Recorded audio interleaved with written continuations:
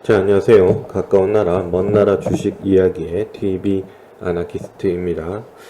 이번에 살펴볼 종목은 성우 하이텍이라고 지난주 금요일에 상한가 간 종목 살펴볼까 합니다. 말씀드리기에 앞서 절대 추천하는 것이 아니며 상승과 하락을 보장하지 않습니다. 제 100%의 사견이라는 점 말씀드리고 시작하도록 하겠습니다. 성우 하이텍 지난주 금요일에 상한가를 갔고요. 상한가 잔량은 129만 359주, 9,359주입니다. 5,000원짜리 치고는 요즘 들어서 괜찮게 잔량이 나왔다라고 볼 수가 있고요. 물론 뭐 발행 주식수라든지 아니면 유동 주식수를 좀 봐야 되겠지만 지금으로 봐서는 양호한 잔량이라고 보면 될 것 같습니다. 물론 많으면 많을수록 좋습니다. 상한가 잔량은요. 거래량은 1984만 9,314주가 거래가 됐고요.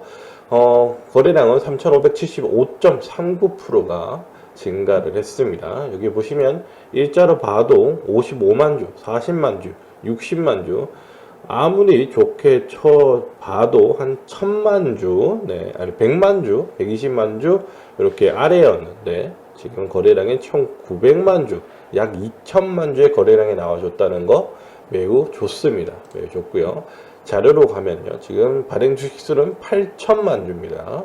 그리고 유동 주식수는 4400만 주고요. 그러면 거래량을 보면 4400만 주니까 한 50% 정도, 50% 정도 거래량이 나왔다. 유동 주식 수로 비교를 하자면요. 그렇게 나왔다 보시면 될 것 같고요. 왜 이렇게 상한가를 갔는지, 이게 중요하겠죠. 일단은 전기차용 배터리 이쪽 분야인데 성우 하이텍이 원래 자동차 이 부품 회사였어요. 차체용 부품을 주로 만드는 회사였는데 지난해부터 개발은 2018년도 이후부터 했다고 하는데 일단은 지난해부터 전기차 부품 사업을 좀 더 활기차게 좀 더 육성한다 이렇게 표현하는 게 맞겠죠. 그래서 이제 전기차 관련주 테마로 잡힌 그런 종목이라고 할 수가 있겠고요. 상한가 간 이유는 이 배터리 있죠. 전기차에 들어가는 배터리인데 배터리가 중요하잖아요. 핵심이잖아요. 이제 그것을 이제 보호하기 위해서 복합 소재를 이제 개발을 했다고 해요. 근데 이게 개발은 꽤 오래전에 했고 양산도 들어갔었는데 이 양산을 하고 나서 차종이 한정돼 있었는데 이 차종이 좀 더 확대가 되고 있다 라고 보시면 될 것 같아요. 지난 2018년도에 개발에 착수를 해서 이듬해 세계 최초로 개발에 성공한 가운데 2021년도에 양산을 했고요. 그리고 차종에 몇몇 차종에 적용이 됐었는데 올 2월부터 차종 확대가 적용 중이다 라는 이런 뉴스가 나와줬어요. 근데 포인트가 뭐냐면 이제 들어가는 차종이 확대됐다는 거죠. 근데 그게 2월부터 확대가 됐다는 건데 물론 2월 달에 뉴스가 나올 수도 있겠죠. 찾아보면 비슷한 뉴스는 있을 수가 있겠으나 딱히 그렇게 메리트가 있는 뉴스는 아닌 것 같다 이렇게 보여지고요.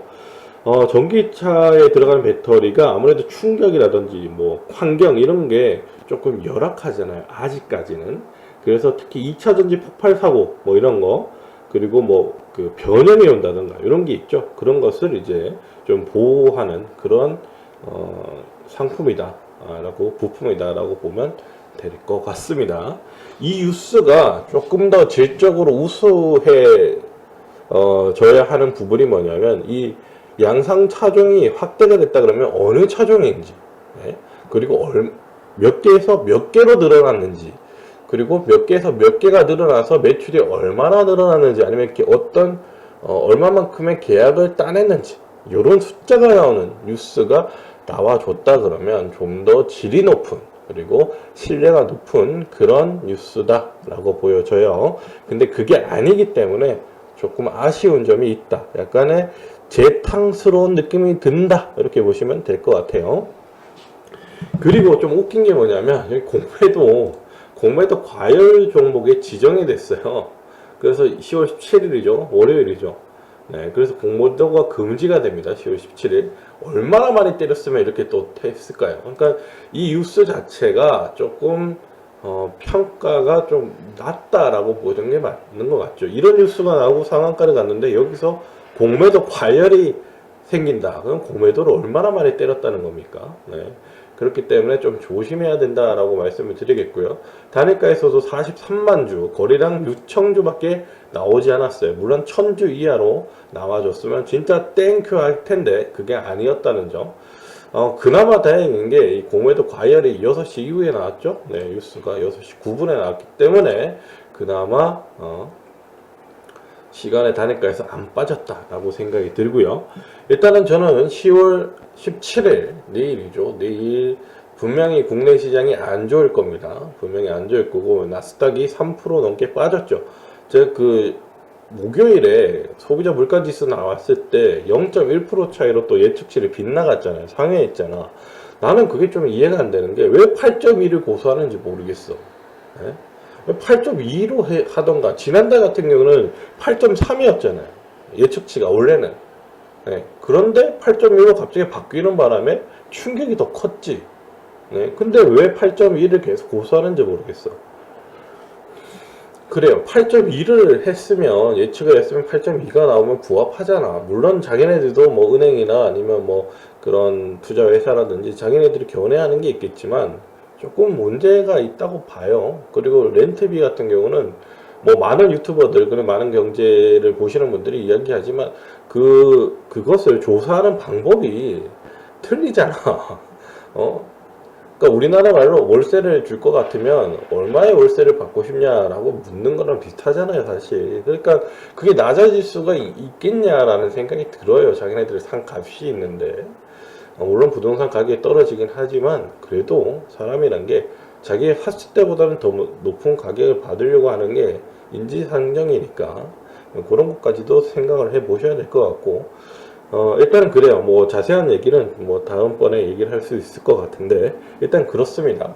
성화 혜택으로 오면 지금 여기 저점 부분에서 올라온 거예요. 네, 여기 보시면 저점이 요때랑 요때 2번 그리고 요때 3번 저점이 뭐 크게 깨지진 않았어. 크게 깨지진 않았고 깨졌다가 금방 다시 올리는 그런 모습이 나와줬어요. 거래량도 많이 나와줬고요. 그래서 좀 아쉬운 점은 이렇게 올라갔다가 여기서 박스권 만들고 여기서 튕겨서 6,000원대 찍고 올라갔으면 좋겠는데 이게 시장이 개판이니까 뭐 150이잖아. 코스닥 150인데도 이렇게 하긴 삼성전자가 박살이 나는데 그렇죠? 네, 그렇기 때문에 일단은 이 종목 저는 17일에 내일 한 올라오면 시가는 조금 높게 형성이 될 가능성은 높아요. 그때 저는 수익 실현을 해 주시는 게 좋겠다라는 생각이 들고요. 나는 이 종목 좀 들고 가겠다 하시는 분들은 좀 오래, 어떤 종목이든 간에 지금 오래 들고 가셔야 돼요. 네.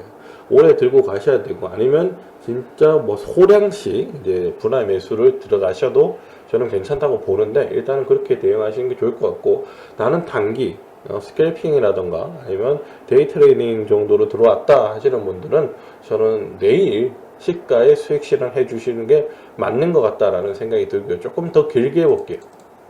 좀 더 길게 보면 고점 찍고 쭉 내려왔죠. 쭉 내려왔다가 여기서 박스권을 만들어야 되는데 무너졌어.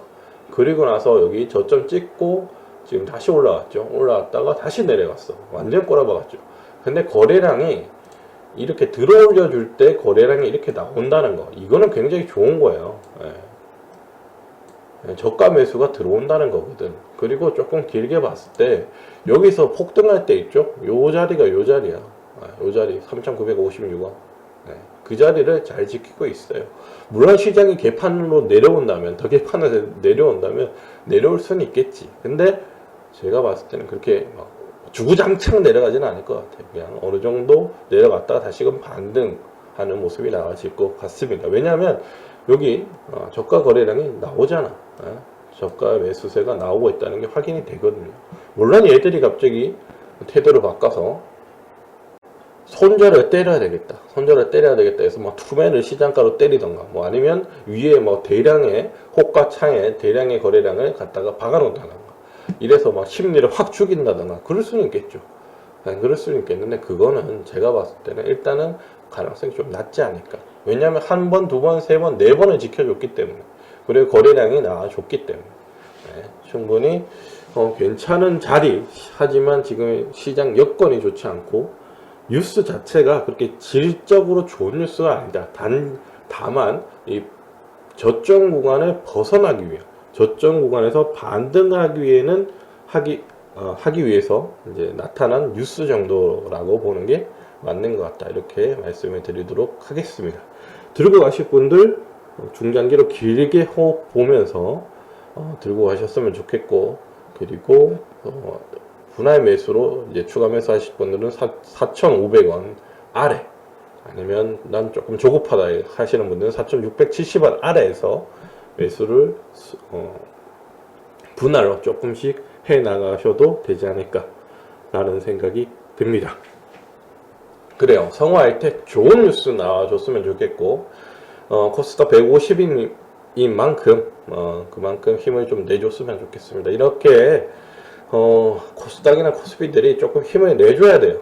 오늘 이렇게 주요 종목들이 힘을 내줘야 되기 때문에 간절히 바라는 마음이 있겠습니다. 그래요.